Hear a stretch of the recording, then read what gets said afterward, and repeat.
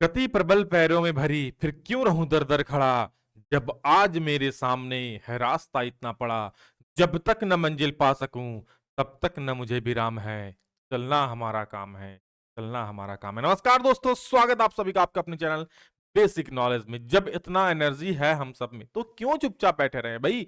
पढ़ लो, आज मौका है, बाकी सब तो धोखा है। तो चलो देखते हैं, आज हम लोग इसमें देखने वाले हैं क्लास 10 साइंस का जो सब्जेक्टिव मॉडल पर है, डिटेल सॉल्यूशन एक्सप्लेनेशन इतना बढ़िया ना कि भाई रटना नहीं पड़ेगा। आपको पता है साइंस का जो क्वेश्चन है कुछ अलग टाइप से घुमा के पूछा है, प्रैक्टिकल्स क्वेश्चंस ज्यादा पूछे हैं। तो क्वेश्चंस हार्ड लग रहा है, बट अब देखोगे ना तो समझ में आएगा कि भाई हमने कभी ना कहीं इसको क्वेश्चंस को पढ़ा है, ऐसा देखकर लगेगा। लेकिन हाँ, क्वेश्चन हार्ड लग रहा है क्योंकि क्वेश्चंस को थोड़ा घुमा के प्रैक्टिकल बेसिस पर ठीक है पूछा गया है। सीबीएसई बोर्ड को फॉलो किया। अगर बोर्ड एग्जाम में ऐसा प्रश्न आएगा तो भाई रटने से आप कभी भी नहीं कर पाओगे, समझना पड़ेगा। और मैं आपको एप्लीकेशन में बहुत अच्छे से सब कुछ समझा दिया हूं। तो चलिए एक ही क्वेश्चन को इसमें देख लेते हैं, हर एक चीज को समझा देंगे बारीकी से। और इसका पीडीएफ हम हमारे एप्लीकेशन में, जिसका लिंक इस वीडियो के डिस्क्रिप्शन दिया है, वहां अपलोड कर देंगे, वहां से आप ले सकते हो। चलिए देखते हैं फटाफट से हर एक का सॉल्यूशन। पहला सवाल क्या है कि प्रकृति में साधारण नमक के दो मुख्य स्रोत की सूची बनाई। यानी भाई हम जो नमक खाते हैं ना, कहां से मिलता है, कहां से उत्पत्ति होती है इसकी। और क्या फिर पूछा है, दो यौगिकों के नाम बताइए जहां साधारण नमक को कच्चे माल के रूप में उपयोग किया जाता है। और बताया दो यौगिक का नाम बताइए, मतलब जहां मतलब जो साधारण नमक के यूज से वो बनता है, ठीक है, जिसमें साधारण नमक का यूज होता है। चलो देखते हैं। सिंपल सिंपल क्वेश्चन ही है आपका, देख लो। साधारण नमक के दो मुख्य स्रोत है। हालांकि ये जैक बोर्ड एग्जाम का पैटर्न अभी तक नहीं था, ठीक है, इस बार थोड़ा सा मॉडल पर अलग किया। आज तक इतिहास में कभी इस प्रकार के सवाल नहीं पूछे हैं। हालांकि कुछ कुछ क्वेश्चन, सारे क्वेश्चन नहीं है। चलो देखते हैं। साधारण नमक के दो मुख्य स्रोत क्या है? एक हो गया समुद्री जल से आप नमक प्राप्त कर सकते हो, या फिर क्या, आपका नमक की चट्टाने होती है जो गुजरात में पाई जाती है, नमक की चट्टाने, और उसको फिर फिल्ट्रेशन शुद्धिकरण करके नमक उससे भी निकाला जाता है। तो दो हो गया, एक तो समुद्री जल से जानते ही हो भाई, उसको गर्म करके निकालेंगे, ठीक है, वाष्पन विधि से। और दूसरा होता है नमक की चट्टानों के द्वारा। देखिए इस बार का क्वेश्चन थोड़ा प्रैक्टिकल बेसिस पर है, ठीक है। आपको लगेगा कि मैंने कहीं ना कहीं पढ़ा है, बट आंसर लिखने में थोड़ा दिक्कत होगा, तो मैं वही बता रहा हूं कैसे उसका आंसर लिखना है, ठीक है। चिंता नहीं करो, बोर्ड एग्जाम में ऐसे भी प्रश्न आएंगे और इससे जो आप लोगों का मेन पैटर्न है उसी पर क्वेश्चन आएंगे। ऐसे भी आएंगे तो कोई दिक्कत नहीं, आप मैं क्लास लूंगा यूट्यूब पे, चिंता ना करो। बाकी आप हमारे एप्लीकेशन में भी जुड़ के पढ़ सकते हो। उसके बाद क्या, इन दो यौगिकों में साधारण नमक को कच्चे माल के रूप में उपयोग किया था। किसमें किसमें? एक वॉशिंग सोडा बनाया गया ना, यानी धोने का सोडा, इसको बोलते हैं धावन सोडा Na2CO3। और एक होता है बेकिंग सोडा, इसको बोलते हैं खाने का सोडा। तो ये दोनों सोडा बनाने में किसका, नमक का यूज होता है। देखो भाई, जो बेकिंग सोडा जो कपड़ा फिसते हो ना, जिसको निरमा बोलते हो, व्हील बोलते हो, वो। और क्या, जो खाने का सोडा होता है, भाई चॉप पकोड़ा समोसा खाते हो ना, कितना कुरकुरा बनता है। अरे मजा आ गया सर, बहुत खस्ता खस्ता कचौड़ी था आज। तो उसमें ये सब डाला जाता है, समोसा में, निमकी में, ठीक है, तो खस्ता हो जाता है। दूसरा क्वेश्चन क्या है, मतलब वॉशिंग सोडा बनाने में और बेकिंग सोडा बनाने में कच्चा नमक का यूज होता है, कच्चे नमक का यूज होता है। कार्बन यौगिकों की संख्या अन्य सभी तत्वों द्वारा मिलकर बनाए गए यौगिकों से अधिक है। दो कारण बताकर इस कथन की पुष्टि करें। ठीक है, यानी आपका ये सवाल कुछ ऐसा है, समझ लो ना, ठीक है। ये सवाल कुछ ऐसा है, समझ लो। इसमें आपको क्या बोल रहा है कि कार्बन यौगिक को क्या हो रहा है कि जो कार्बन यौगिक बनता है ना, दूसरे किसी तत्व से ये ज्यादा यौगिक बना लेता है। आप, मैंने पढ़ाई था ना कि मुझसे दोस्ती करोगे, कार्बन क्या बोलता है, मुझसे दोस्ती करोगे, यानी वो बहुत किसी से क्या, उसके बाहर में चार ठो इलेक्ट्रॉन होता है, तो चार को अलग अलग तत्वों से वो क्या साझेदारी कर सकता है, या फिर चारों कार्बन परमाणु से क्या कर सकता है, साझेदारी कर सकता है, एक लंबी श्रृंखला बना सकता है। तो इसमें दो ठो गुण होता है मेनली, उसी गुण की वजह से होता है क्या, एक होता है देखो, कार्बन में श्रृंखलन और चतुस्संयोजकता के कारण यौगिकों की संख्या अधिक होती है। चूंकि अति लघु है तो अति लघु में उत्तर चलेगा, ठीक है। कार्बन में श्रृंखलन, श्रृंखलन मतलब carbon carbon carbon carbon carbon carbon, एक लंबी श्रृंखला बना लेगा। और चतुसंयोजकता यानी कार्बन के चार संयोजकता होता है, इस वजह से कार्बन चार अन्य तत्वों के साथ, मान लो हाइड्रोजन के साथ, क्लोरीन के साथ, और एक हाइड्रोजन के साथ, या फिर मान लो यहाँ पर कुछ और आ गया, क्लोरीन आ गया, ठीक है, मतलब अलग अलग चार तत्वों के साथ क्या आप साझेदारी कर सकता है कार्बन, और इस प्रकार से अधिक यौगिक बना सकता है। क्लियर है? चलो अगला प्रश्न। अगला प्रश्न है यहाँ पर 32 के बाद अच्छा इसी में सवाल था क्या, इथेनॉल एवं इथेनॉल का मतलब रूपांतरण ऑक्सीकरण अभिक्रिया क्यों बनाया था? इस अभिक्रिया में प्रयुक्त ऑक्सीकरण ऑक्सीकरण एजेंट को लिखिए। शायद ये और में क्वेश्चन था, तो ये देखो। क्या बोल रहा है कि जब इथेनॉल से इथेनोइक अम्ल बनाया जाता है, ठीक है, इथेनॉल का एथेनोइक अम्ल में रूपांतरण ऑक्सीकरण अभिक्रिया क्यों कहते हैं, और इस अभिक्रिया में कौन सा एजेंट यानी क्या बोलते उसको, कर्मक का नाम लिखना है। तो देखो, एथेनॉल से एथेनोइक अम्ल में परिवर्तन करने को ऑक्सीकरण अभिक्रिया कहा जाता है, क्योंकि एथेनॉल से एथेनोइक अम्ल बनने में ऑक्सीजन का संयोग होता है। और भाई ऑक्सीकरण अभिक्रिया होता है क्या है, जिसमें ऑक्सीजन का योग होता है उसे ऑक्सीकरण अभिक्रिया बोल रहे हैं। तो जब हम लोग इथेनॉल से इथेनोइक अम्ल बना रहे हैं तो उसमें ऑक्सीजन योग हो रहा है, जुट रहा है। सिंपल सी बात है कि इथेनॉल से हम लोग इथेनोइक अम्ल बना रहे हैं तो इसमें ऑक्सीजन का संयोग हो रहा है, और इसी वजह से ये क्या होता है, ऑक्सीकरण अभिक्रिया होता है। और क्या होता है, हाइड्रोजन का पृथक होना, ऑक्सीजन योग होता है और हाइड्रोजन हट जाता है। और इसमें कौन सा अभिकर्मक यूज होता है, मतलब कौन सा कर्मक एजेंट कह सकते हो, तो K2Cr2O7 ये ऑक्सीकारक के रूप में होता है, ऑक्सीकारक के रूप में, ठीक है। K2Cr2O7 ऑक्सीकरण एजेंट के रूप में प्रयोग किया जाता है, याद रखिएगा। पोटेशियम डाइक्रोमेट इसको बोलते हैं। मध्यम क्रियाशील वाली एक धातु का नाम बताइए तथा सल्फाइड अश्क से इस धातु के निष्कर्षण के 3 मुख्य चरण लिखिए। देखिए, आपका क्रियाशीलता होता है, एक बहुत अधिक क्रियाशीलता होता है, एक मध्यम दर्जे का होता है, एक होता है थोड़ा कम क्रियाशीलता। सबसे अधिक कौन होता है, सोडियम पोटेशियम। पता है उसको केरोसिन तेल के अंदर रखते हैं, क्योंकि जैसे बाहर निकालोगे तुरंत आग पकड़ लेगा भैया, तो उसको हम केरोसिन में डुबा कर रखेंगे। बीच में होता है जिंक से शुरू होता है, तो मैं मान लेता हूं जिंक मध्यम क्रियाशीलता वाली एक धातु है। धातु है, कहना धातु या नहीं, धातु है, एक है ना। ये आमतौर पर प्रकृति में सल्फाइड या कार्बोनेट के रूप में मौजूद होता है। ये प्रकृति में किस रूप में होता है, सल्फाइड या कार्बोनेट के रूप में। आपको बताना है कि सल्फाइड अश्क से इस धातु को हम कैसे निकालेंगे। तो देखो, जिंक सल्फाइड से हम जिंक को कैसे निकालेंगे, उसका 3 चरण हम बता रहे हैं आपको।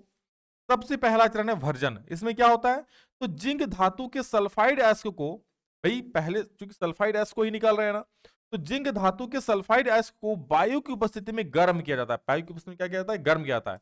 और गर्म करने पर ना यह ऑक्साइड में परिवर्तित हो जाता है और सल्फर डाइऑक्साइड गैस निकल जाती है। क्या बोला, देखो ये जिंक सल्फाइड है, ऑक्सीजन है, ऑक्सीजन की अभिक्रिया में क्या, इसको गर्म किया जा रहा है। क्या किया जा रहा है, गर्म किया जा रहा है। तो देखो, जिंक ऑक्साइड ZnO बन गया और SO2 बन गया। बाकी जो 2 आगे दिया हुआ उस समीकरण को संतुलित करने के लिए, ये 2 दिया है, ये 3 दिया है, ये 2 दिया है, ठीक है, संतुलित करने के लिए।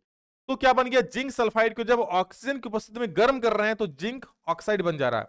अब दूसरा में क्या करेंगे, देखो दूसरा प्रोसेस में, दूसरा नियम में, दूसरा में अपचयन करेंगे। अपचयन मतलब क्या करेंगे, अब जो हमें जिंक ऑक्साइड मिल गया ना, अब हमें क्या मिल गया, देखो जिंक ऑक्साइड मिल गया। तो अब इस जिंक ऑक्साइड को कोक के साथ गर्म किया था, मतलब कोयले में जलाया जाएगा, ऐसा समझ लो। कोक के साथ गर्म किया था। कोक कार्बन का एक ग्रुप होता है, कोक कोयला जो ऑक्सीजन को जिंक ऑक्साइड से हटाकर शुद्ध जिंक धातु प्रदान करता है। जो क्या करता है, इसमें चूंकि जिंक ऑक्साइड है, देखो ऑक्सीजन जुड़ा हुआ है, और इसको जब हम लोग कोक के साथ गर्म करते हैं ना तो ऑक्सीजन हट जाता है और सिर्फ क्या बचता है, जिंक धातु बचता है। तो वही बोल रहा है, ऑक्सीजन को जिंक ऑक्साइड से हटा करके शुद्ध जिंक धातु प्रदान करता है। वहीं और एक क्या है, देखो ZnO प्लस कार्बन से अभिक्रिया कर रहा है, Zn प्लस CO बन जा रहा है, यानी जो ऑक्सीजन है निकल के CO के साथ मिल रहा है, कार्बन मोनोऑक्साइड बन रहा है और Zn जिंक निकल जा रहा है। अब लास्ट में इसका शुद्धिकरण करते हैं। अगर इस प्रोसेस में मान लो कुछ भी अशुद्धि रह जाता है, जिंक में थोड़ा बहुत अशुद्धि अगर रह जाता है तो उसको शुद्धिकरण करके एकदम पूरा प्योर धातु जिंक का निकाल लिया जाता है, ठीक है। वही लिखा हुआ है शुद्धिकरण में। अगला क्या है, उत्सर्जन क्या है, एक कोशिकीय जीव अपना अपशिष्ट कैसे बाहर निकालते हैं। उत्सर्जन क्या है, देखो तो हमारे शरीर में एक प्रक्रिया है उत्सर्जन। भाई आप जो भी खाना वाना खाते हो, भाई पानी वानी पीते हो, बाथरूम जाते हो कि नहीं जाते हो, लघु शंका निकाल देते हो, तो भाई यही प्रक्रिया है उत्सर्जन। क्या सर एग्जाम में जाके ये लिखेंगे क्या कि सर हम लोग खाना खाते हैं, बाथरूम जाते हैं, निकाल देते हैं, इसको उत्सर्जन कहते हैं। अरे बक, ऐसा मत लिखना, वरना वरना एग्जाम वाले कौन पगला गया एग्जाम देने। क्या लिखोगे आप कि शरीर से अपशिष्ट पदार्थों को बाहर निकालने की प्रक्रिया को उत्सर्जन कहते हैं। यानी हम लोग जो भी खाते हैं और अपशिष्ट पदार्थ है, हमारे शरीर के लिए उपयोगी नहीं है वो, तो अपशिष्ट पदार्थ को आप बाहर निकाल देते हो मूत्र के द्वारा, मल मूत्र के द्वारा, तो उसे क्या बोलते हैं, इस प्रक्रिया को क्या बोलते हैं, उत्सर्जन कहते हैं, ठीक है। निकालने की प्रक्रिया को उत्सर्जन। अच्छा, एक कोशिकीय जीव में विसरण प्रक्रिया के द्वारा अपशिष्ट पदार्थों को बाहर निकालते हैं। एक कोशिकीय जीव कैसे निकालता है, तो विसरण प्रक्रिया, ठीक है। हम लोग तो भाई अलग अलग प्रक्रिया करते हैं ना, वो लोग क्या, विसरण प्रक्रिया, मतलब शरीर से ही वो लोग का छट के वो चीज अलग हो जाता है, ठीक है। अब देखो, प्रत्येक के 2 कार्य लिखिए। पहला है वृषण, दूसरा है अंडाशय। तो पहले सवाल ऐसा पूछता था कि वृषण के 2 कार्य लिखिए। अब पूछा वृषण प्रत्येक के 2 कार्य लिखिए, तो वृषण के 2 कार्य क्या है, देखो तो वृषण के 2 कार्य क्या क्या है। वृषण में नर जनन कोशिका शुक्राणु का निर्माण होता है, ठीक है। और क्या, टेस्टोस्टेरोन हार्मोन का उत्पादन एवं स्रावन में वृषण की महत्वपूर्ण भूमिका होती है। यानी जो शुक्राणु का निर्माण होता है, कहां होता है, जो नर जनन हार्मोन है जो पुरुष में होता है, उस में होता है। और कौन सा हार्मोन स्रावित होता है वहां से? टेस्टोस्टेरोन, जो कि नर जनन हार्मोन है। ठीक है, अंडाशय का दो कार्य किया, तो आप लिख सकते हो अंडाशय में मादा जनन कोशिका अंडाणु का निर्माण होता है। देखो वही लिखे हैं, अंडाणु का विकास करना, तो आप ऐसे भी लिख सकते हो कि अंडाणु में मादा जनन कोशिका अंडाणु का निर्माण होता है। अंडाशय में क्या होता है? मादा जनन कोशिका अंडाणु का निर्माण होता है, या फिर लिख सकते हो अंडाणु का विकास करना। और दूसरा क्या है? एस्ट्रोजन स्रावित करना। ठीक है, जैसे इसमें टेस्टोस्टेरोन निकल रहा है, इसमें क्या होता है? एस्ट्रोजन निकलता है। किसमें? अंडाशय में। क्लियर है? चलो जी। कि कोई कि जब भी तेज चलता हूं नजारे छूट जाते हैं। अगला सवाल देखो। कोई जब रूप गढ़ता हूं तो सांचे टूट जाते हैं। एक मिनट रुक जा, पानी पी ले थोड़ा। अब पानी पी रहा हूं तो आप लोग स्किप कर लोगे क्या?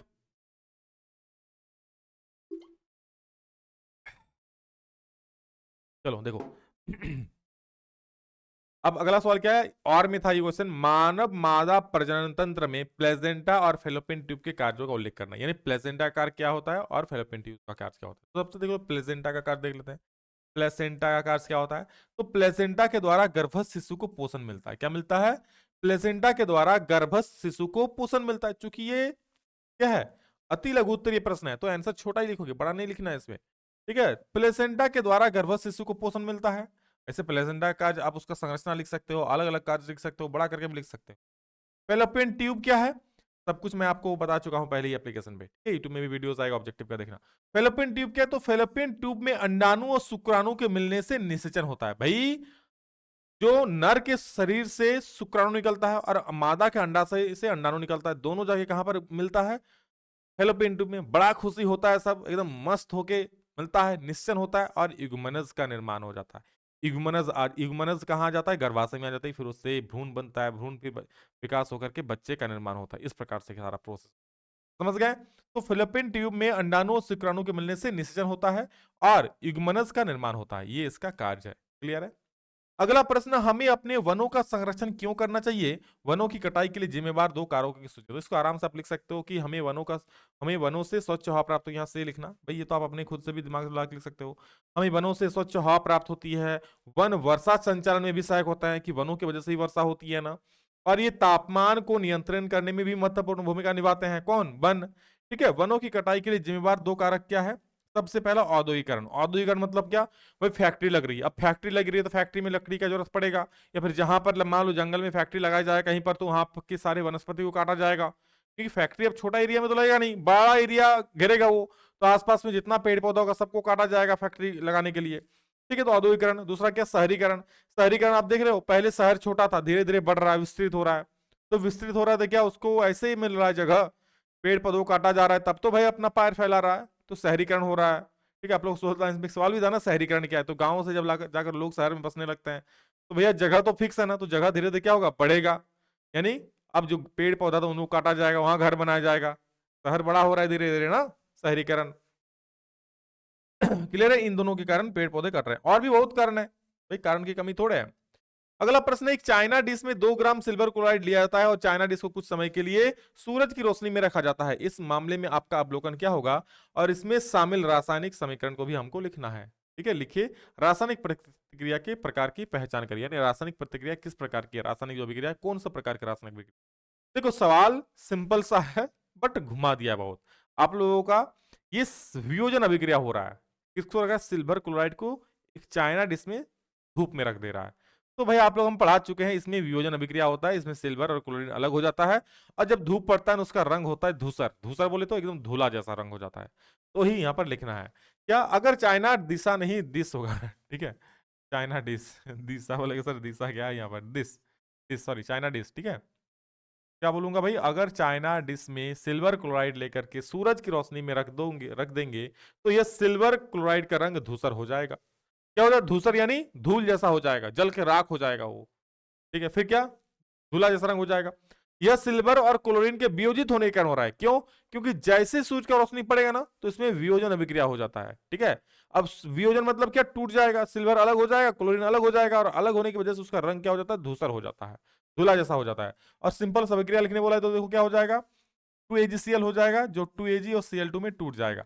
अच्छा पूछे किस प्रकार का अभिक्रिया है, तो आप लिख देना यहाँ पर मैं एक लाइन नहीं लिखा हूं, आप लोग लिख देना यहाँ पर कि यह वियोजन अभिक्रिया, कि प्रतिक्रिया का प्रकार बोला है ना, प्रतिक्रिया के प्रकार की पहचान करें तो यह वियोजन अभिक्रिया।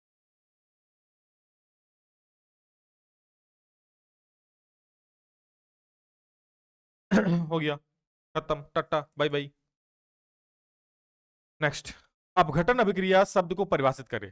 सिंपल सा बोला है अपघटन अभिक्रिया क्या है, तो इसमें घुमा के क्या बोला, अपघटन अभिक्रिया शब्द को परिभाषित करे, यानी अपघटन अभिक्रिया क्या है, और तापीय और वैद्युत अपघटन अभिक्रिया का एक उदाहरण दीजिए। यानी अपघटन अभिक्रिया मतलब वियोजन अभिक्रिया, टूटना फूटना। वियोजन अभिक्रिया में आपको उसमें वियोजन और विद्युत वियोजन का एक एग्जाम्पल देना है। ठीक है, तो देखो क्या है, ऐसी रासायनिक अभिक्रिया जिसमें एक अभिकारक दो या दो से अधिक उत्पादों में टूट जाता है उसे क्या बोलते हैं, अपघटन अभिक्रिया बोलते हैं, या फिर वियोजन अभिक्रिया भी उसको बोल सकते हो। जिसमें कोई एक अभिकारक है, दो या दो से अधिक भागों में टूट जाएगा, अभिकार उत्पादों में टूट जाएगा, उसे हम लोग क्या बोलेंगे, उसे बोलेंगे हम लोग क्या, अपघटन अभिक्रिया। अच्छा, दो प्रकार का अपघटन अभिक्रिया बोला है ना, एक बोला उष्मीय, यानी तापीय मतलब ही होता है उष्मीय। ठीक है, तो उष्मीय अपघटन अभिक्रिया क्या है, CaCO3, इसमें उष्मा दे रहे हैं, उष्मा को आप ऐसे लिख सकते हो, यहाँ पर चूंकि ये एरो है, ठीक है, आप एरो के ऊपर भी यहाँ पर उष्मा लिख सकते हो, कोई दिक्कत नहीं, और अच्छा हो जाएगा। ठीक है, तो CS मेरे पास लिखने का ऑप्शन नहीं था इसलिए मैंने प्लस कर दिया, तो CaCO3, अब उष्मा दे रहे हैं उसमें, गर्म कर रहे हैं, तो CaO और CO2 में टूट जा रहा है, तो टूट जा रहा है मतलब वियोजन अभिक्रिया हो गया। दूसरा विद्युत अपघटन अभिक्रिया, विद्युत अपघटन मतलब क्या, जल में हम लोग करंट पास कर रहे हैं, आप इसमें ऐसा विद्युत धारा एरो के ऊपर दिखा देना। ठीक है, ये एरो है, हालांकि विद्युत धारा को आप यहाँ पर एरो के ऊपर दिखा देना, ऐसे एरो देना है, ये एरो नहीं है। ठीक है, इसको ऐसे ऐसे एरो दिखाना। अब वो किसमें 2H2 प्लस O2 में टूट जाएगा, तो सिंपल सही क्या हो गया, वैद्युत अपघटन, यानी हाइड्रोजन और ऑक्सीजन जब जल में करंट पास करा रहे हैं तो हाइड्रोजन में ऑक्सीजन में टूट जा रहा है, इसे बोलते हैं विद्युत अपघटन, यानी करंट के कारण टूटना। अगला सवाल है, क्रमशः तनु HCl, कैसा सवाल है देखो, इतना आसान सवाल, लेकिन सवाल देख के लग रहा है बहुत हार्ड है, लेकिन मैं बताऊंगा ना भाई, फूले नहीं सोंगे भाई, इतना आसान सवाल है क्या ये वाला। देखो क्या बोल रहा है कि क्रमशः तनु HCl और NaOH विलयन युक्त दो परखनलियों ए और बी में नीला लिटमस विलयन डाला गया है। क्या बोल रहा है, ए और बी में नीला लिटमस विलयन डाला गया है। अच्छा, ए में क्या है, HCl है, बी में क्या है, NaOH है, समझ रहे हो।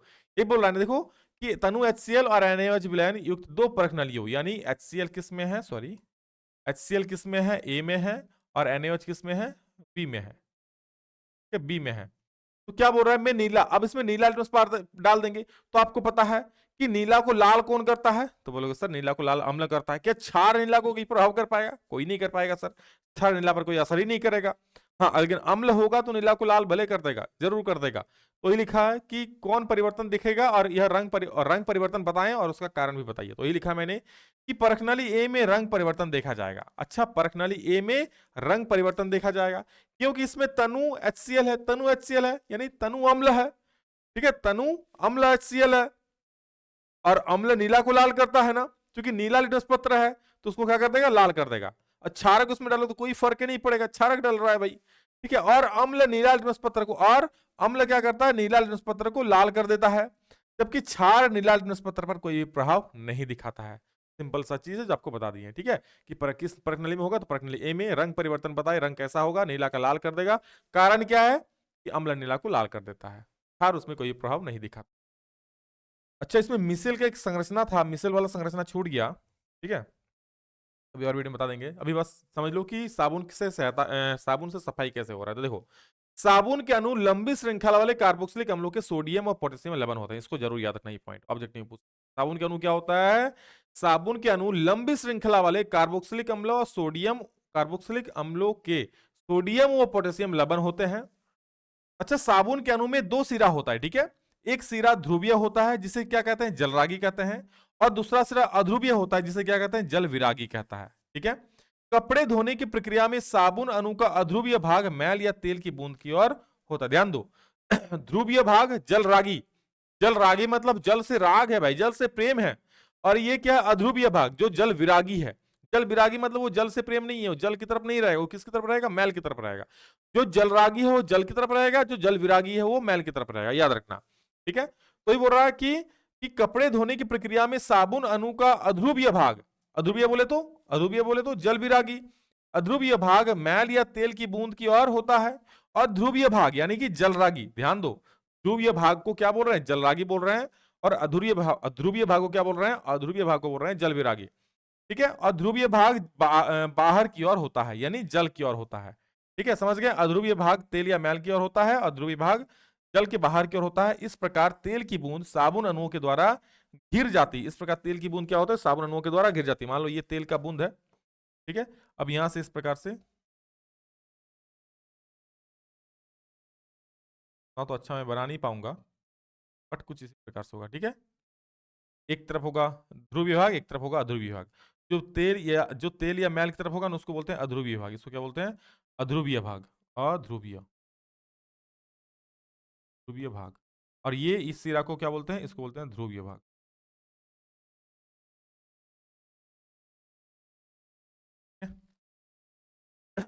इस प्रकार तेल की बूंद साबुन अणुओं के द्वारा गिर जाती है और साबुन अणुओं के द्वारा बनी इस संरचना को क्या कहते हैं, मिसेल कहते हैं।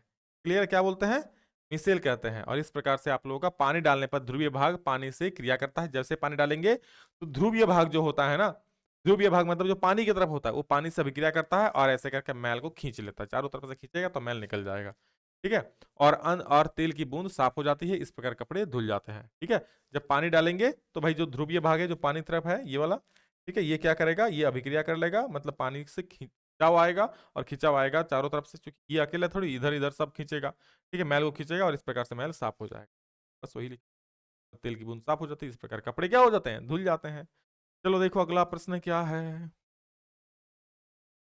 अगला प्रश्न है बच्चा कि मेंडल के प्रयोग से कैसे पता चलता है कि लक्षण स्वतंत्र रूप से विरासत में मिलते हैं। बस विरासत बोला है, पहले जो सवाल था उसको बोलता है स्वतंत्र रूप से वंशानुगत होते हैं। देखो क्या है, मेंडल ने दो विभिन्न लक्षण वाले मटर के पौधे का चयन करके उनमें पौधे उगाए। दो विभिन्न लक्षण वाले लिए, मान लो एक बौना पौधा लिया और एक लंबा पौधा लिया, एक लक्षण हो गया। और एक झुर्रीदार बीज लिया, एक गोल बीज लिया, दो लक्षण ले लिया। लंबे पौधे तथा बौने पौधे का संकरण कराकर प्राप्त संतति में लंबे एवं बौने पौधे की गणना की। ठीक है, लंबे और बौने पौधे का संकरण कराया। अच्छा, संकरण मतलब क्या कराएगा, निषेचन। मनुष्य में निषेचन होता है, पौधे में क्या होता है, परागन होता है। परागन जैसे मनुष्य में नर और मादा मिलता है तो निषेचन होता है, उसी प्रकार पौधों में क्या होता है, ये परागन कहते हैं इसको, ठीक है, परागन कहते हैं, परागन। ठीक है, तो लंबे पौधे तथा बौने पौधे का संकरण कराया, प्राप्त संतति में लंबे और बौने पौधे की गणना की। प्रथम संतति F1 में कोई पौधा बीज की ऊंचाई का नहीं था। यानी जब पहली बार जब लंबा और बौना पौधा का संकरण कराया, ठीक है, परागन कराया, तो देखा कोई भी जो पौधा बीज की ऊंचाई का है ही नहीं। जो पहला हो रहा है इसको F1 पीढ़ी नाम दिया गया। कोई बीज का ऊंचाई का नहीं था, सभी पौधे क्या थे, लंबे थे। दोनों लक्षणों में से केवल एक लक्षण दिखाई दिया था। क्या देखा कि भाई अब सिर्फ इसमें तो एक ही लक्षण दिख रहा है, सब पौधे लंबे, ना बौना हुआ ना मध्यम दर्जे का हुआ। वो सोचा था भाई जब लंबा और बौना का संकरण करा रहे हैं तो कम से कम मीडियम साइज का होगा। लेकिन देख के आश्चर्य हो गया कि जब लंबा और बौना पौधा को संकरण कराया, यानी बीजों का संकरण होता है, संकरण कराया तो देख रहा सारे पौधे लंबे ही हो गए, ठीक है। तो उनमें से केवल एक लक्षण दिखाई दिया। लेकिन दूसरी पीढ़ी अप2 में सभी पौधे लंबे नहीं थे। लेकिन अब क्या हुआ, अब देखो अब क्या हुआ, जो पहली पीढ़ी में दिख रहा सारा पौधा लंबा, अब इस पौधे से मटर फला। अब उस मटर को फिर से क्या कराया, संकरण कराया, ठीक है। जो F1 पीढ़ी में जो पौधा है ना उसका संकरण कराया। तो अब संकरण जब कराया ना तो देखा सभी पौधे लंबे नहीं थे। अब F2 पीढ़ी में क्या हो गया, सभी पौधे लंबे नहीं थे बल्कि उनमें से एक चौथाई बौने पौधे थे। इससे स्पष्ट हुआ कि किसी भी लक्षण के दो विकल्पी लक्षण स्वतंत्र रूप से वंशानुगत होते हैं। तो भाई बौना क्यों होगा, बौना क्यों हुआ, क्योंकि पहले आपका मान लो पहले, ठीक है, पहले एगो बौना पौधा था, एगो बड़ा पौधा, तो इससे जब निकला ना तो भाई लंबा पौधा ही निकल गया, ठीक है। क्या निकल गया, लंबा पौधा ही निकल गया। अब जब इस ये पौधा से फिर से संकरण कराया तो दिख रहा है भाई कुछ जो पौधा निकल रहा है ना, कुछ पौधा लंबा निकल रहा है, ठीक है, और कुछ पौधा क्या निकल रहा है, बौना। मतलब कह सकते हो कि एक चौथाई 1/4 पौधे क्या बौने निकल रहे हैं, ठीक है, और बाकी सब क्या लंबे निकल रहे हैं, वही लिखा हुआ है। तो बौना क्यों, ये तो लंबा पौधा है, फिर यहां बौना क्यों हो गया, तो क्योंकि इसका गुण मौजूद है, बौने का गुण भी इसमें क्या मौजूद है। कहते हैं कि लक्षण क्या स्वतंत्र रूप से वंशानुगत होते हैं। वंश वाला गुण आप में भले ना दिखे बट आपके अंदर वो रह जाता है। इसीलिए ये चूंकि यहाँ पे बौना वाला गुण था इसके अंदर रह गया था, जो अगली पीढ़ी में वो दिखा दिया। समझ गए, तो इस प्रकार से कह सकते हैं कि हाँ वंशानुगत होते हैं, विरासत में मिले होते हैं। अगला प्रश्न एक न्यूमेरिकल है, क्या पूछा है देखो, 10 ओम 15 ओम और 20 ओम के तीन प्रतिरोधक एक परिपथ में श्रेणीक्रम में जुड़े हुए हैं। 10 ओम 15 ओम और 20 ओम के तीन प्रतिरोधक एक परिपथ में श्रेणीक्रम में जुड़े हुए हैं। यदि 15 ओम प्रतिरोधक की विभव गिरावट 3 वोल्ट है तो परिपथ में धारा, और 10 ओम प्रतिरोधक के विभव की गिरावट ज्ञात कीजिए। चलो बनाते हैं। क्या बोला देखो इसको मैं R1 मान लेता हूं, तो R2 मान लो, तो R3 मान लो, 20 ओम। ठीक है, फिर क्या बोल रहा है ना कि जो 15 ओम का प्रतिरोधक है उससे विभव की गिरावट दिया हुआ है। ठीक है, तो परिपथ में धारा और 10 ओम प्रतिरोध, देखो ये केस में है भाई, ये श्रेणी क्रम में है, तो ध्यान से सुनो, श्रेणी क्रम में धारा समान होती है, विभवांतर अलग अलग होता है। तो मैं यहां निकाल सकता हूं आई बराबर क्या, V बटे आर, आई निकाल सकता हूं। ठीक है, किसके अकॉर्डिंग दिया है देखो तो, 15 ओम प्रतिरोधक में विभव की गिरावट कितना हो रहा है, 3 वोल्ट। ठीक है, तो 15 ओम के लिए मैं सबसे पहले निकाल लेता हूं, किसके लिए, 15 ओम के लिए, 15 मैं निकाल रहा हूं। ठीक है अब देखो, ये भी देख लो भाई, भी ये क्या है, 15 ओम के लिए भी दिया हुआ है ना। ठीक है, तो हम पहले क्या निकालते हैं कि 15 ओम प्रतिरोधक, सॉरी 15 ओम प्रतिरोधक में विभव की गिरावट 3 वोल्ट है। ठीक है, यानी वोल्टेज दिया हुआ है और आर दिया हुआ है, तो हम आई निकाल लेते हैं। आई को क्या कर लेंगे भाई, V बटे आर, V बटे आर, लेकिन 15 वाला क्या है, R2 है ना, तो R2 कर लेंगे। ठीक है, R2 कर लेंगे तो क्या हो जाएगा देखो, आई 3 हो जाएगा और R2 कितना, ये 3 हो गई, काटोगे तो 0.2, ये आई का वैल्यू होगी। ठीक है, अब देखो धारा सब में समान होगा। ठीक है, अब ये जो वोल्टेज था इसके लिए R2 के लिए था, अब बोल रहा है कि आप परिपथ में धारा तो निकल गया, 10 ओम प्रतिरोधक में विभव की गिरावट ज्ञात की, 10 ओम के लिए, 10 ओम किसमें देखो, R1 के लिए, तो मैं V1 निकाल ले रहा हूं, R1 V1 विभव की गिरावट निकालना है।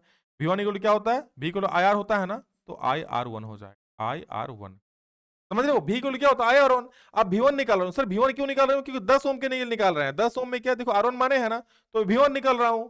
आई आई कितना है, आई आ गया आपका 0.2, और R1 कितना है, R1 है 10, क्योंकि किसके लिए बोला है, 10 ओम के लिए, तो यहाँ एक बार लिख भी लेना कि 10 ओम के लिए, 10 ओम के लिए, 10 ओम के लिए क्या होगा, V इक्वल IR1, तो 10 R1 की जगह क्या बैठेगा, 10 बैठेगा।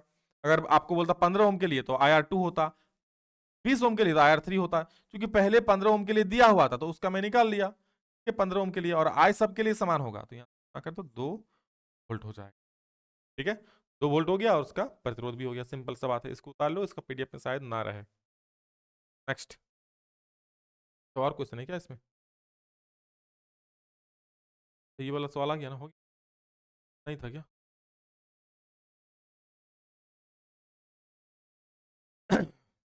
विभव में गिरावट मतलब वही विभवांतर ही निकालना है। देखो नेक्स्ट क्वेश्चन और में है कि 5 ओम, 10 ओम, 15 ओम के 3 प्रतिरोधक श्रृंखला में जुड़े हुए हैं और संयोजन 30 वोल्ट की बैटरी से जुड़ा हुआ है।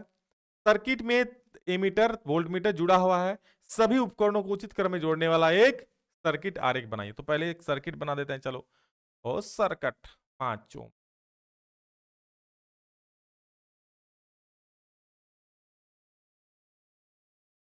ये हो गया आपका 5 ओम, ये हो गया आपका 15 ओम, ये हो गया आपका, सॉरी ये 10 ओम ना, आपका 10 ओम, यहाँ पर एक बैटरी जुड़ा हुआ है,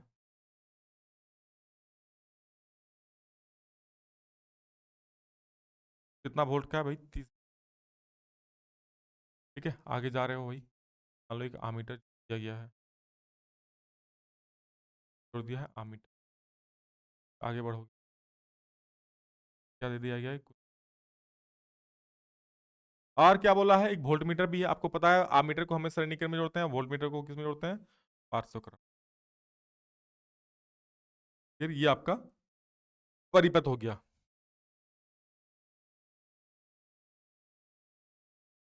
आई बात समझ में।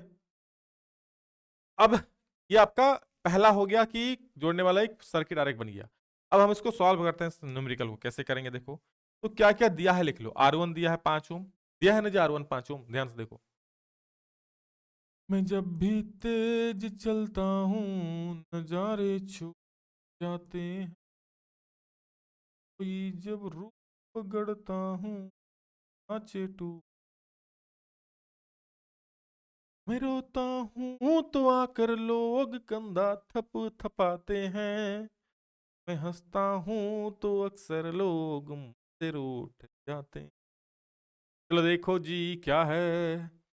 ठीक है, श्रेणी क्रम किस में बोल रहा जुड़ा है कि श्रृंखला में जुड़े में श्रेणी क्रम में जुड़ा हुआ है। ठीक है, सभी उपकरणों को उचित क्रम में जोड़ने वाला एक सर्किट आरेख बनाए। 10 ओम प्रतिरोध की में प्रवाहित धारा और विभवांतर ज्ञात कीजिए। ठीक है, 10 ओम में कितना धारा बह रहा है।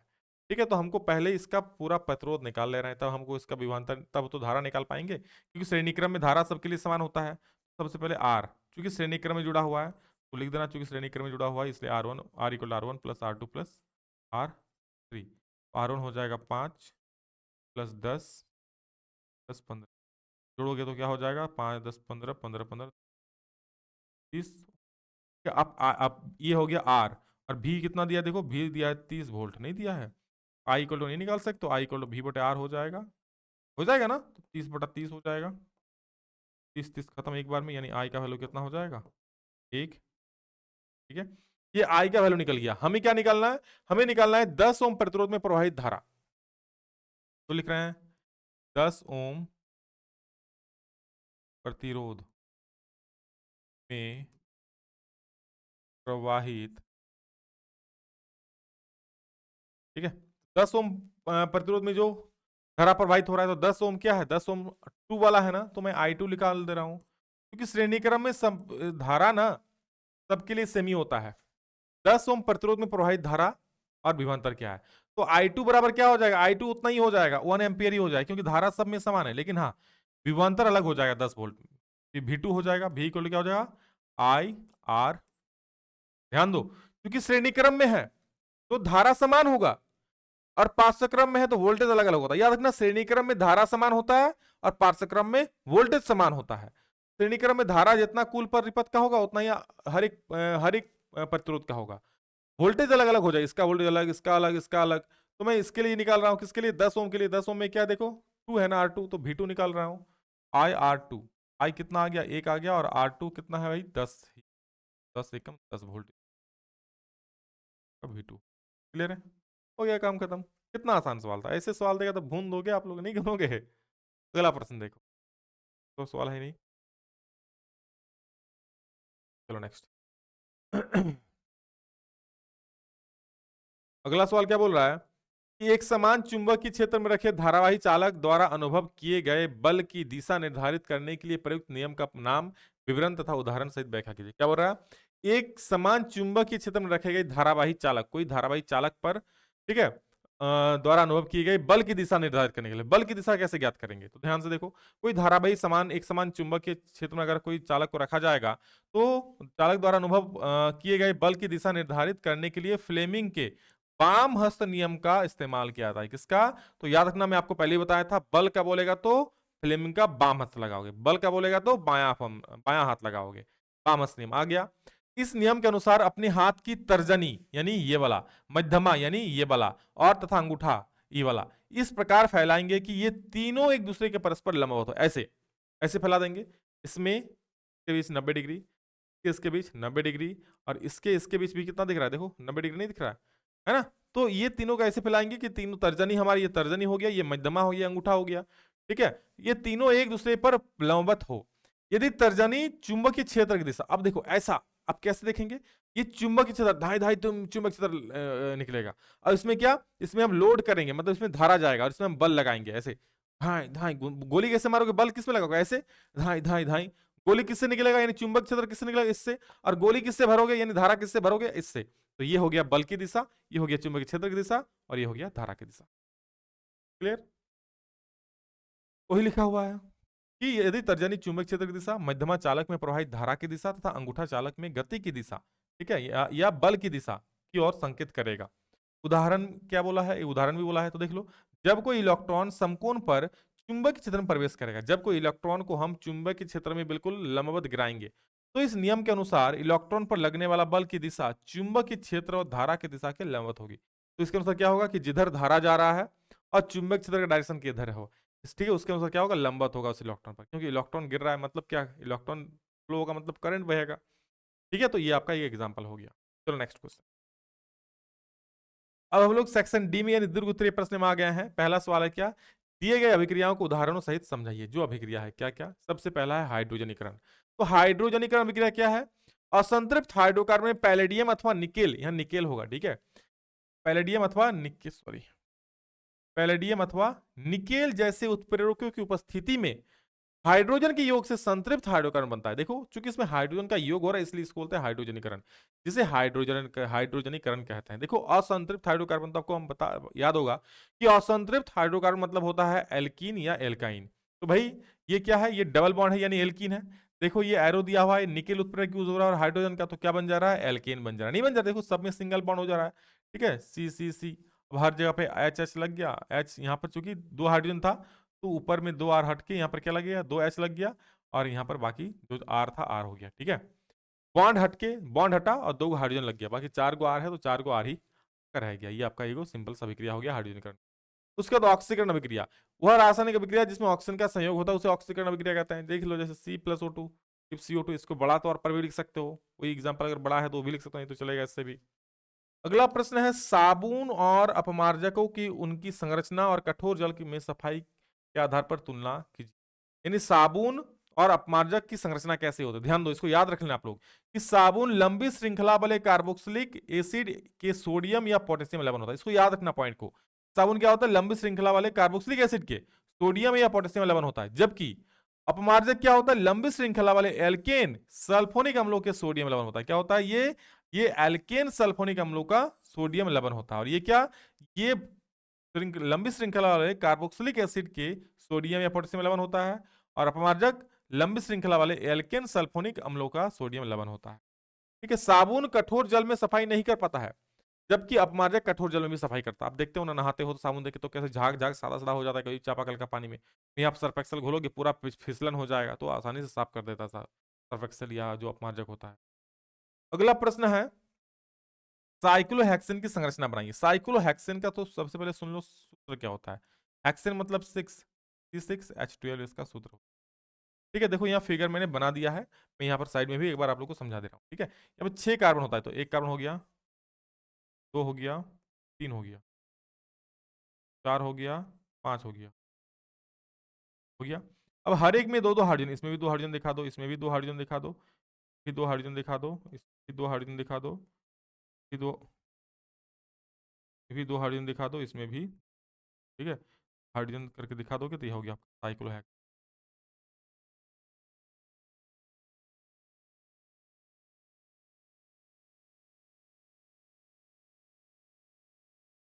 आपका हाइड्रोजन हो गया साइक्लोहेक्सेन। क्या दिक्कत है बताओ, समझ रहे हो। चलो वेरी गुड, अगला सवाल देखो। इसी को ऐसे घुमा दिया और क्या। हरे पौधों में पाए जाने वाले पोषण के प्रकार की व्याख्या कीजिए और इस प्रकार का नाम बताइए, इस प्रक्रिया का नाम बताइए, इस प्रक्रिया के लिए आवश्यक नई सामग्रियों की सूची बनाइए, निम्नलिखित प्रक्रिया के लिए रासायनिक समीकरण भी लिख दीजिए। देखो क्या है, हरे पौधों में स्वपोषी पोषण होता है। हरे पौधों की पोषण प्राप्त करने की प्रक्रिया को प्रकाश संश्लेषण कहते हैं। क्या बोलता है, हरे पौधों में किस प्रकार का पोषण होता है, तो स्वपोषी पोषण होता है। भाई हरा पौधा खाना खुद तैयार करता है ना, तो उसको स्वपोषी पोषण बोलते हैं। ठीक है, और हरे पौधे की पोषण प्राप्त करने की जो प्रक्रिया होती है इसे क्या बोलते हैं, प्रकाश संश्लेषण कहते हैं। प्रकाश संश्लेषण के लिए आवश्यक कच्ची सामग्री क्या क्या चाहिए, तो सबसे पहले प्रकाश ऊर्जा। पौधे क्या करता है ना, सूर्य से प्रकाश ऊर्जा ले लेता है। क्लोरोफिल, तो हरे पत्ते में क्लोरोफिल होता है जिसका उपयोग खाना बनाने में होता है। तो कार्बन डाइऑक्साइड लेता है, तो पौधे वायुमंडल से कार्बन डाइऑक्साइड ग्रहण करते हैं। और क्या होता है, जल और खनिज लवण, जल और खनिज लवण लिख देना। मिट्टी से जल तथा खनिज लवण अवशोषित कर लेता है ये सारा पौधा। तो इस प्रकार से पौधों को कच्ची सामग्री मिल जाती है। क्लियर है, नेक्स्ट। इसका समीकरण पूछा है प्रकाश संश्लेषण का, तो ये है समीकरण। क्या होता है समीकरण, प्रकाश संश्लेषण में क्या होता है भाई, पेड़ पौधे ऑक्सीजन का प्रयोग करता है ना, तो ऑक्सीजन ले लिया और क्या, जल का प्रयोग करके। ठीक है, यहाँ पर आप क्या लिख सकते हो ना, यहाँ पर सूर्य की रोशनी लिख सकते हो, सूर्य का ऊर्जा या सूर्य का रोशनी लिख,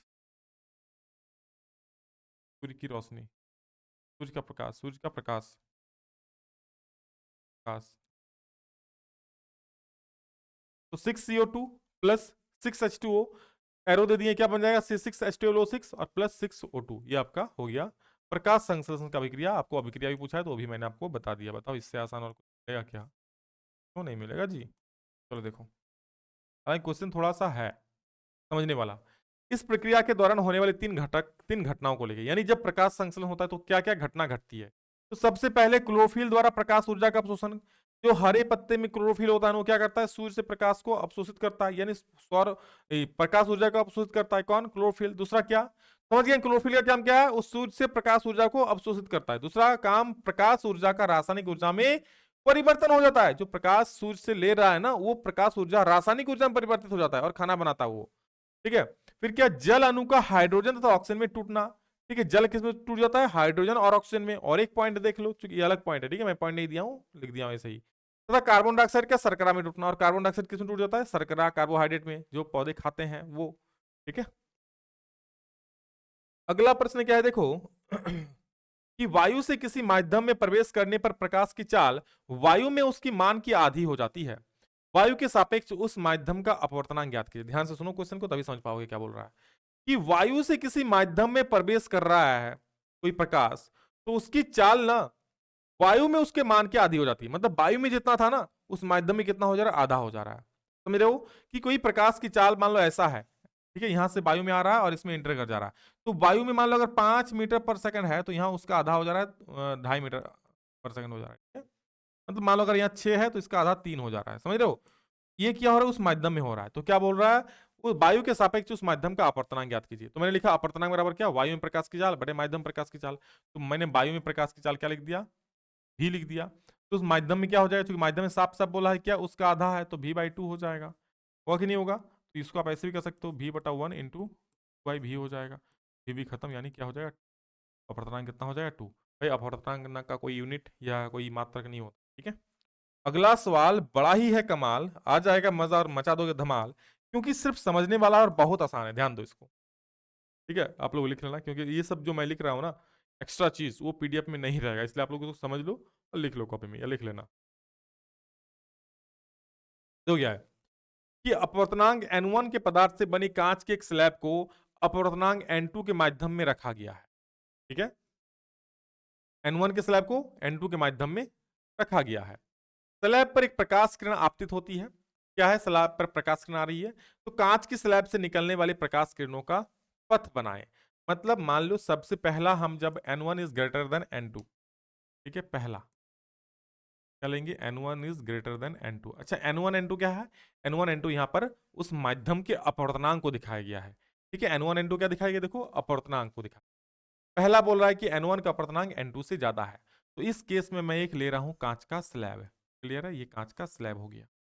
अब इसमें क्या बोल रहा है ना, ये आपका N1 के पदार्थ से बनी कांच की स्लैब को अपवर्तनांक N2 के माध्यम में रखा गया है। ठीक है, N2 के माध्यम में रखा गया है, और N1 के पदार्थ से बनी कांच का स्लैब, यानी कांच का जो है वो क्या है, N1 है, और ये क्या है, ध्यान दो, यहां पर N1 का जो अपवर्तनांक है ज्यादा है।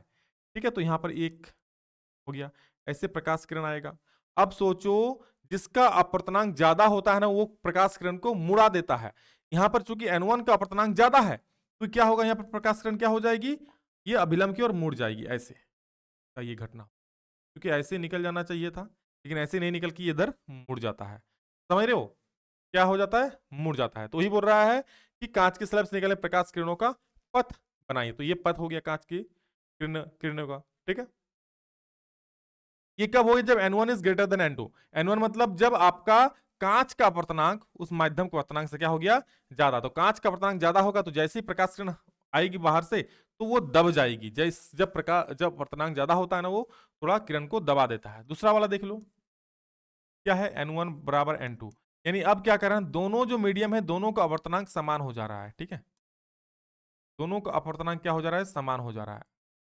तो भाई दोनों का अपवर्तनांक समान होगा, तो भाई कोई मुड़ाव होगा, कोई मुड़ाव भी नहीं होगा, सीधा सीधा निकल जाएगा, ये अभिलंब हो गया।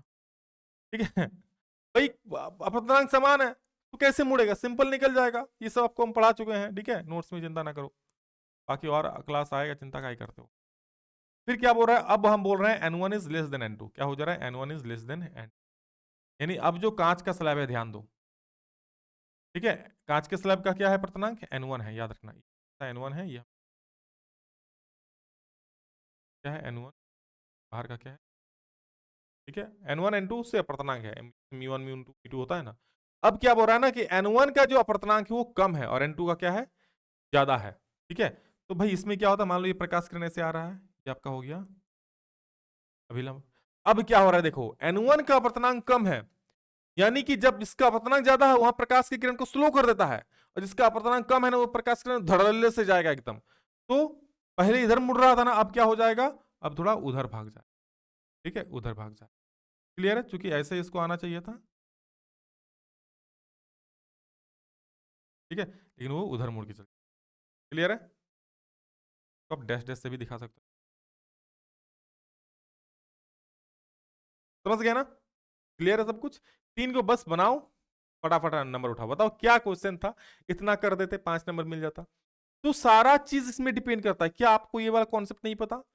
जरूर पता होगा, अगर आपने चैप्टर पढ़ा तो जरूर पता होगा। ठीक है, मैं आपको जो मेरे पास एप्लीकेशन में पढ़ा है वो लोग तो जानते ही होंगे। ठीक है, चलो क्लियर है, चलो आगे देखो। और अभी तक अगर आपने मान लो तैयारी को लेकर डर लग रहा है ना, तो हमारे एप्लीकेशन में जुड़ सकते हो। एप्लीकेशन सारा चीज मिल जाएगा आपको, A to Z वीडियो और PDF सब कुछ मिल जाएगा भाई। और अभी तो ऑफर में भी है, 399 में मिल जाएगा। क्लियर है? नेक्स्ट क्वेश्चन देख लो। ठीक है, ये सब रहेगा नहीं, इसलिए आप लोग स्क्रीनशॉट ले लो या फिर उतार लेना। नेक्स्ट क्वेश्चन है कि आयोडीन नमक, ठीक है, आयोडीन युक्त नमक का उपयोग क्यों उचित है? हमारे आहार में आयोडीन की कमी से होने वाले बीमारी का नाम बताइए और उसका एक लक्षण बताइए। तो देखो, अबटू ग्रंथि को थायरोक्सिन हार्मोन बनाने के लिए आयोडीन की आवश्यकता होती है। हमारे गले में ये होता है एक अबटू ग्रंथि, क्या होता है? अबटू ग्लैंड्स ग्रंथि होता है, जो थायरोक्सिन हार्मोन स्रावित करता है। और ये बोलता है भाई मैं अकेले थायरोक्सिन हार्मोन स्रावित नहीं करूंगा, मुझे चाहिए कौन? आयोडीन बाबा को बुलाओ, आयोडीन आएगा तभी मैं स्रावित करूंगा। और इस वजह से जब तक आयोडीन खाओगे नहीं आयोडीन युक्त नमक, तब तक आयोडीन मिलेगा नहीं आपको। तो ये बोल रहा है कि अबटू ग्रंथि को थायरोक्सिन हार्मोन बनाने के लिए आयोडीन की आवश्यकता होती है। आयोडीन युक्त नमक के उपयोग से आयोडीन की कमी से होने वाले विकारों को रोका जा सकता है। आयोडीन अगर आप खाओगे तो आयोडीन की कमी से जो विकार होते हैं, जो रोग होते हैं, उसको रोक सकते हो ना, वही चीज बोल रहा है। ठीक है, कि रोका जा सकता है। यदि हमारे भोजन में आयोडीन की कमी रहेगी तो हम घेंघा, जिसको गोइटर भी बोलते हैं, इससे ग्रसित हो सकते हैं। इस रोग से बचने तथा आयोडीन की शरीर में कमी दूर करने के लिए आयोडीन युक्त नमक के उपयोग की सलाह दी जाती है। ठीक है, इस रोग से बचने के लिए, घेंघा रोग से बचने के लिए हमें आयोडीन युक्त नमक की सलाह दी जाती है। अच्छा, इसमें कैसा होता है, इसका इस रोग में क्या होता है पूछा है, देखो इसमें कि इसका एक लक्षण बताइए। तो लक्षण क्या है इसमें? इस रोग में गला फूल जाता है, जिसको गोइटर या घेंघा रोग होता है ना, उसका गला क्या होता है? फूल जाता है। क्लियर है? अगला प्रश्न है, शरीर में तंत्रिका आवेग किस प्रकार यात्रा करते हैं? तो देखो, जब शरीर को किसी उत्तेजना पर प्रतिक्रिया करने की आवश्यकता होती है, मतलब शरीर किसी भी चीज पर प्रतिक्रिया कर रहा है, कि शरीर ने देख लिया भाई वहां बाघ आ रहा है, ठीक है, शरीर हलचल, बाघ की सूचना देगा दिमाग को, तो भाई पहुंचेगा ना सूचना। ठीक है, तो क्या बोल रहा है कि मान लो आप देख रहे हो भाई आपकी वहां पे गर्लफ्रेंड खड़ी है, ठीक है, तो उसकी सूचना कैसे दोगे? तो उसकी सॉरी, उस सूचना कैसे दोगे बोल रहा हूं, उसका सूचना दौड़ेगा पूरा शरीर में। तो जब शरीर को किसी उत्तेजना पर प्रतिक्रिया करने की आवश्यकता होती है, तो एक विद्युत आवेश उत्पन्न होता है, एक करंट जैसा दौड़ता है शरीर में। ठीक है, और पूरे शरीर में संदेश पहुंचना आने के लिए तंत्रिका कोशिकाओं के साथ एक यात्रा करता है। तंत्रिका कोशिका, न्यूरॉन अभी देखने वाले हैं उसको, उसमें सारे सूचनाएं बहती है। तो तंत्रिका कोशिकाओं के साथ यात्रा करता है, और इस प्रकार तंत्रिका आवेग यात्रा करता है। ठीक है, अगला, न्यूरॉन की संरचना बनाइए और उस पर निम्नलिखित को लेबल करें, मतलब दिखाना है। तो देखो, एक न्यूरॉन की संरचना ऐसे बना देना, दिखा देना कि ये केंद्रक है, ये जो है दूरमिका है, ये कोशिकाएं है, तंत्रिकाक्ष है, ये तंत्रिका का अंतरिका है। ठीक है, यही खाली इतना ही करना था। डेंड्राइट यानी द्रुमिका को दिखाना था, कोशिकाकाई को दिखाना था, देखो कोशिकाकाई, नाभिक यानी केंद्रक को दिखाना था, और एक्सॉन को दिखाना था। एक्सॉन भाई इसी को एक्सॉन बोलते हैं, तंत्रिकाक्ष को क्या बोलते हैं? एक्सॉन बोलते हैं।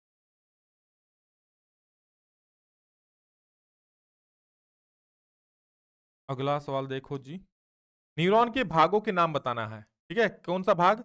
जहां सूचना प्राप्त होती है। तो सूचना कहां प्राप्त होती है भाई? ध्यान से देखो, सूचना कहां प्राप्त होती है? तो आपको, हम लोग को सूचना द्रुमिका से प्राप्त होती है।